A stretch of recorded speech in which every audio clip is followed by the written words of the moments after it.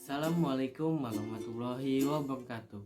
Perkenalkan, nama saya Eki Maulana dengan NIM 2006277 dari Pendidikan Sosiologi Universitas Pendidikan Indonesia.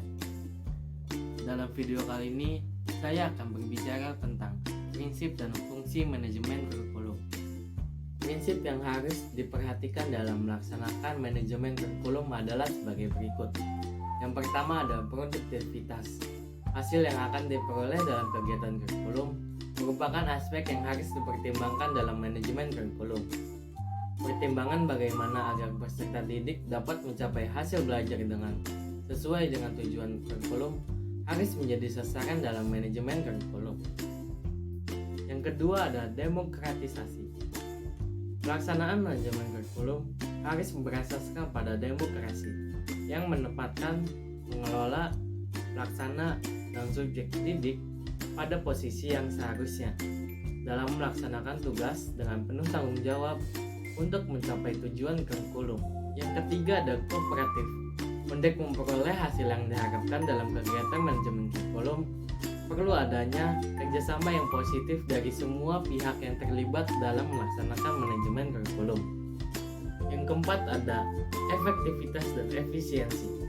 Rangkaian kegiatan manajemen kurikulum harus memperhatikan efektivitas dan efisiensi untuk mencapai tujuan kurikulum, sehingga kegiatan manajemen kurikulum tersebut memberikan hasil yang mengguna dengan biaya, tenaga, dan waktu yang relatif singkat. Yang kelima ada mengarahkan visi, misi, dan tujuan yang ditetapkan dalam kurikulum. Proses manajemen kurikulum harus dapat memperkuat dan mengarahkan visi, misi, dan tujuan kurikulum. Selanjutnya, ada beberapa fungsi dari manajemen kurikulum. Di antaranya adalah sebagai berikut. Yang pertama ada meningkatkan efisiensi pemanfaatan sumber daya kurikulum. Pemberdayaan sumber maupun komponen kurikulum dapat ditingkatkan melalui pengelolaan yang terencana dan efektif. Yang kedua ada meningkatkan keadilan dan kesempatan pada siswa untuk mencapai hasil yang maksimal.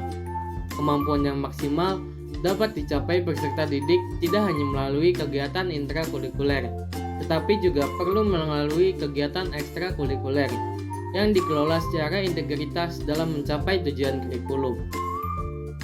Yang ketiga ada meningkatkan relevansi dan efektivitas pembelajaran sesuai dengan kebutuhan peserta didik maupun lingkungan sekitar peserta didik. Kurikulum yang dikelola secara efektif dapat memberikan kesempatan dan hasil yang relevan dengan kebutuhan peserta didik maupun lingkungan sekitar.